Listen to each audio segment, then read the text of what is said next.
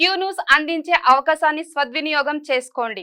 సమస్య ఎక్కడున్నా నేనున్నానంటూ ధైర్యంగా ప్రశ్నిస్తూ రాజకీయాల పట్ల అవగాహన కలిగిన అనుభవం గల రంగారెడ్డి హైదరాబాద్ రిపోర్టర్లు కావాలను సంప్రదించవలసిన నెంబర్లు 8688926084. గడువులోగా రుణమాఫీ చేశాం, ఇది మా మార్క్.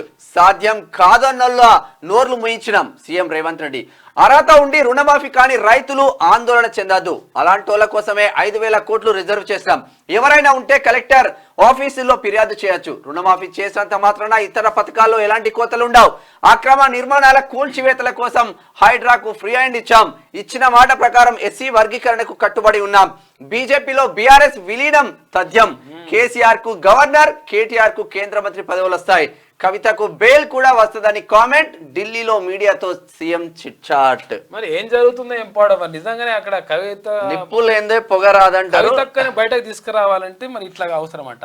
ఆ ఒక్క విషయమే కాదు, వీళ్ళు కూడా లోపలికి పోకుండా ఉండాలంటే కూడా ఇది అవసరం అంట. అందుకని కేసీఆర్కి గవర్నర్ పదవి అంటే ఎందుకంటే రాజకీయాల్లో రిటైర్మెంట్ అయిన వాళ్ళకి గవర్నర్ పదవి ఇస్తుంటారు మ్యాక్సిమం చాలా మందికి. అయితే కేసీఆర్కి గవర్నర్ పదవి, ఆయనకి రిటైర్మెంట్కి కథం అన్నట్టు లెక్క. ఇక ఆ తర్వాత కేంద్ర మంత్రి పదవి, రాజ్యసభను పంపించేసి కేంద్ర మంత్రి పదవి ఇచ్చి ఇట్లా చేద్దామని చెప్పేసి ప్లాన్ చేస్తున్నారు అని చెప్పేసి అంటున్నాడు.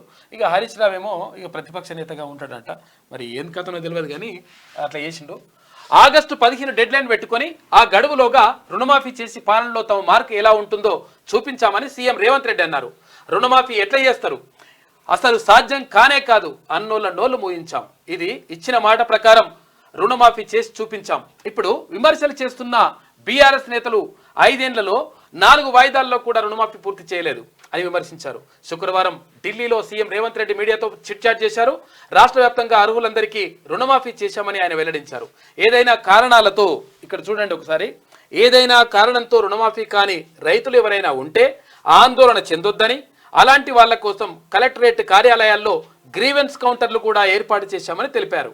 మా వద్ద ఉన్న డేటా ప్రకారం రైతు రుణమాఫీకి 26,000 కోట్ల రూపాయలు అవసరం. కానీ అందరినీ దృష్టిలో ఉంచుకొని 31,000 కోట్ల రూపాయలకు బడ్జెట్లో అప్రూవల్ ఇచ్చాం.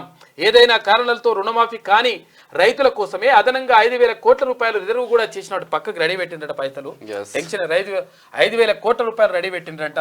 ఎవరైనా రుణమాఫీ ఒకవేళ అర్హత ఉన్నా గానీ రుణమాఫీ కాకపోతే అక్కడ కలెక్టర్ కార్యాలయానికి వెళ్ళండి, గ్రీవెన్స్ సెల్లో అక్కడ అప్లికేషన్ ఇవ్వండి, కంప్లైంట్ చేయండి. చేసిన తర్వాత మీకు ఉన్నటువంటి అర్హతలు ఏంటిదో, ఆధారాలు ఏంటిదో అవన్నీ కూడా ఇవ్వండి. తర్వాత బ్యాంక్ అధికారులతో కూడా మాట్లాడిన తర్వాత 100% మీకు అర్హత ఉంటే మాత్రం డెఫినెట్గా అవుతుందని చెప్పేసి ప్రభుత్వం చెప్తా ఉంది. దానికోసం అంటే పైసలు లేవా ఉన్నాయా మరి అదంతా పరిచయం ఏమొద్దు, 5,000 కోట్ల రూపాయలు కూడా రెడీగా పెట్టింది రాష్ట్ర ప్రభుత్వం. ఇక దీనికి మళ్ళీ ఇక మంత్రి కేటీఆర్ వచ్చేసి నేను అయితే అట్లా చేస్తా ఇట్లా చేస్తాను, మళ్ళీ డైలాగులు కూడా ఉంటాయి. ఏ డైలాగులు ఉన్నా అవేం కాదు, బరాబర్ అర్హులందరికీ చేస్తా అని చెప్పేసి ప్రభుత్వం చెప్తుంది. ఇక ఇట్లా ఉంటే 4th సిటీలో పెట్టుబడులు పెట్టండి. ఫాక్స్కాన్ చైర్మన్ యంగ్ లియూకి సీఎం రేవంత్ ఆహ్వానం. ఫ్యూచర్ సిటీని బహుముఖంగా తీర్చిదిద్దుతామని వెల్లడి. 4th సిటీ రూపకల్పనలో సీఎం విజన్ ఆకట్టుకుంది లియూ. త్వరలోనే హైదరాబాద్ ను సందర్శిస్తామని ప్రకటించిండ్రు. శుక్రవారం ఢిల్లీలో ఫాక్స్కాన్ ప్రతినిధులతో సీఎం రేవంత్, మంత్రి దుద్దిల్లా శ్రీధర్ బాబును చూస్తా ఉన్నాం. మా దగ్గర పెట్టుబడులు పెట్టని చెప్పేసి ఆహ్వానిస్తా ఉన్నారు ముఖ్యమంత్రి. మొత్తం మీద అంటే ఇప్పుడు ఐటీ అనగానే చంద్రబాబు గుర్తుకొస్తాడు. ఇప్పుడు మాదాపూర్, సైబర్ టవర్స్ ఇదంతా. ఇప్పుడు రేవంత్ రెడ్డి కూడా ఒక టార్గెట్ పెట్టుకున్నట్టున్నాడు, నేను ఒక సిటీని కట్టాలి, లైఫ్ లో నా పేరు ఉండాలి అన్న. అంటే వాస్తవంగా దృఢ సంకల్పం ఉంటే కానీ చేయలేము పనులు. క్యూ న్యూస్ అందించే అవకాశాన్ని సద్వినియోగం చేసుకోండి. సమస్య ఎక్కడున్నా నేనున్నానంటూ ధైర్యంగా ప్రశ్నిస్తూ రాజకీయాల పట్ల అవగాహన కలిగిన అనుభవం గల రంగారెడ్డి హైదరాబాద్ రిపోర్టర్లు కావాలను సంప్రదించవలసిన నెంబర్లు 8688926084.